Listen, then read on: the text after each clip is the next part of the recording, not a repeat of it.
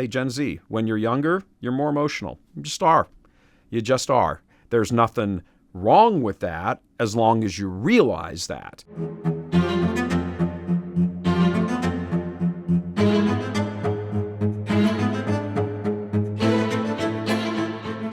Hello, everyone. Welcome to the Michael Voris Show. I'm your host, Michael Voris. Today, we're going to be talking about the Gen Z war. What do we mean by that? Well, a lot of Gen Z, politically active-minded Gen Z crowd are sort of feeling attacked and abused and dismissed and everything else, treated like they don't really deserve a place at the table. On the other hand, the reason that they may feel like that is because a lot of the older generations are too easily dismissive of them and their thoughts and concerns. Very first thing I want to do before you take a look at a little video that sort of encapsulates all that last part I talked about is just to say it's not fair to talk about any group, as a monolithic group.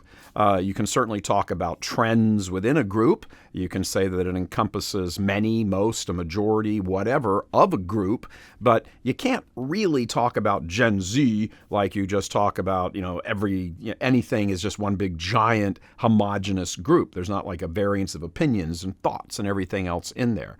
That said, before we get to the war on Gen Z, let's take a close-up look at this video on Gen Z from somebody who's not in Gen Z.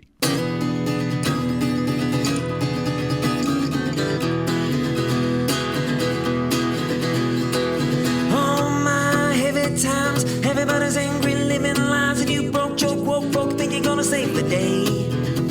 You gone out of your damn mind, kids. Nobody cares about what you say. So you scream, oh please look at me, living through an iPhone TikTok dream. Rate me, date me, grade me, pay me, begging for attention. Boo-hoo, you've gone out of your damn mind, kid. Nobody cares about what you do. Wanna play the victim, wanna be the hero, looking like a miserable, confused weirdo. Think you got it figured out for everybody else when you don't even know yourself.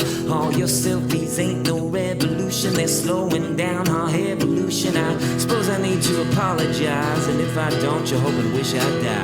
Oh cool, another rule made up by a teenage rebel who loves big tech, big farm, big gov, big laws. Gonna talk about it on their new blog. You've gone out of your damn mind, kid. Nobody cares about what you want. All right, as you can tell, that's not too flattering at all. Why is Gen Z spoken of and treated in sort of that kind of way? Well, I think you have to understand as we look at all of this, you move down kind of the sociological ladder and you keep moving down and keep moving down it. And the disparagence between what is Gen Z and maybe my group, the baby boomer group, or even, the millennials, there really is kind of a more glaring difference.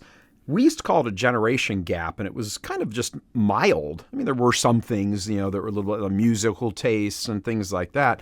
But, there used to be in America a sense that, you started off kind of young and immature and everything. They said, well, if you want to know what's going to happen to a liberal in 30 years, well, look down the road, he's going to be a conservative. There used to be that because there was this sort of realization of here are the guardrails of how society works.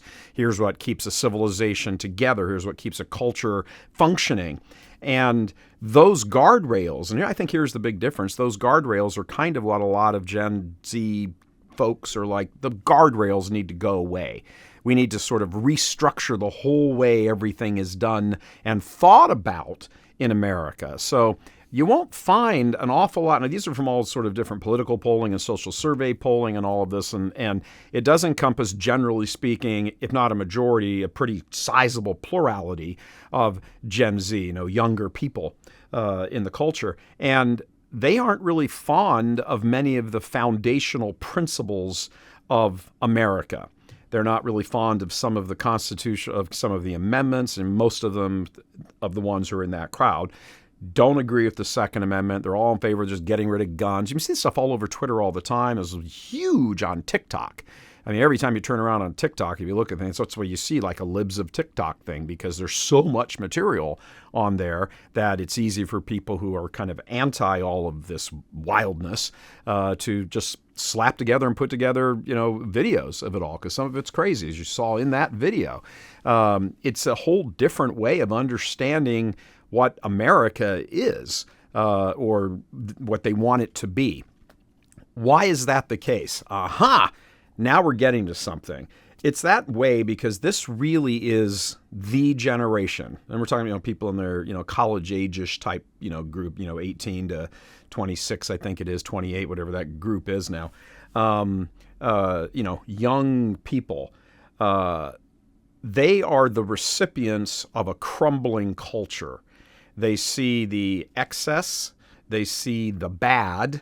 They see what has proven not to be true, or at least not believed in enough to be lived according to. They've seen a lot of the hypocrisy. They've seen a lot of the, hidden bad things kind of just under the surface. They detect them, and they're kind of, BS detector goes off. And in those things, they're not wrong. There is an awful lot of that stuff there. I don't think a lot of people will necessarily, go along and say, I think all this stuff is fine. You just blow all the parameters up and kind of start over. All that matters is you're nice to each other. Well, yes and no. But why has it in particular been so galvanized among this community? There are guys on TikTok, for example, who are sitting there, saying, we're going to run the country. We're next. We won the 2020 election. We won the 2022 election. We're going to win the 2024 election. You conservatives suck. Republicans are horrible. They never, that's their message. And it doesn't really seem to be a message for something as much as it seems to be a message against something. Their parents were the ones walking around wearing the Rage Against the Machine shirts in the 1990s, the early 1990s. So I don't think you can be surprised that when there was this growing, almost at the time, insidious movement to upend the culture, that the children of that, because many of these children today, the Gen Z crowd, what are they? They have grown up in a culture where the guardrails have been breaking apart and have been falling apart, and people trying to put those guardrails back into place, socially, politically, morally, ethically, all these kinds of things. They are opposed to that. They see those guardrails as an imposition on their rights. They see them as foisted on them, and from their perspective, I don't agree with it, but from their perspective, how else would they see it? They're young, they want freedom, they don't really understand what freedom entails. They also have to be viewed as really kind of the first generation of social media, where they have been raised and they look on this stuff. They're on the phones or wherever they happen to be looking at stuff, really pretty much their entire childhood. And most of the stuff on social media is much further out there than you would like it to be, from a perspective of ethics and morals and, even laws. So the one fellow put out a thing on TikTok. He said, hey, this is crazy. I can just go into some store. I don't remember where he said some state. I can go into some store, and then 10 minutes later, I can just walk out with an AR-15. That's not even close to true. And what begs the question here is, how much has Gen Z been propagandized by the people who were already wanting to get rid of the guardrails, to push them over? Where has this happened? Once again, we say this all the time here, the conservative crowd is once again slow on the uptake. They get to social media last. They arrive at everything last, a day late and a dollar short. We see this in the church with religious leaders who are, good guys in the sense that they believe what the church teaches, but they're ineffectual in getting the message across. It's always it's if they do something, it comes across as nerdy or a little crazy. Or from the point of view of the audience, meaning the audience of Gen Z, conservatives they never know how to get to them. They never know how to make a point. There's a number of roadblocks here.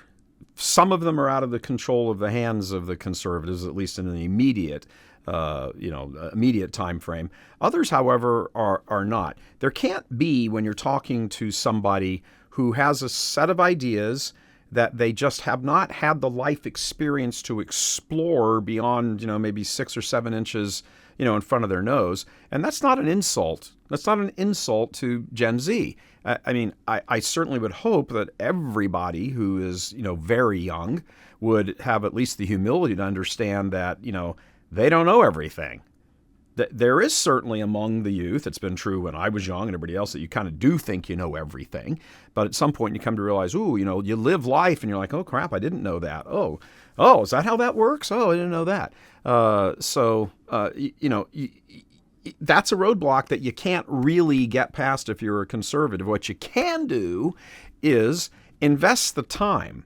How have so many of these ideas, these really indefensible ideas that are all emotion-based, when you watch these guys on TikTok or listen to these people and you see the things go by on Twitter, it's all emotion. There's never, ever an appeal to the intellect. Is it really that tough to sit down and say, and I'll say this to anybody who's Gen Z and watching this, is it really so tough to say, can we have a discussion about the data points? What you're presenting as a fact isn't really a fact. I don't know where you got it from, but can we talk about that? Let's take one fact and dive down into it. You cannot walk into a gun shop and 10 minutes later walk out with an AR weapon. You can't. There's all kinds of things you have to fill out and forms and everything else in there. There's, might you be able to get it, later or something? Well, yes, but the point is to just sort of flippantly say, oh yeah, you can just walk in like you're mad, just slap down $400, pick up an AR-15 and go like spray up a school. That's the way it's presented, but it's not real. That's not a fact. Thank you for watching The Michael Voris Show. If you'd like to watch the entire episode, please head over to churchmilton.com and sign up as a premium member. If you need to sign up to become a premium member, go to churchmilton.com/go premium.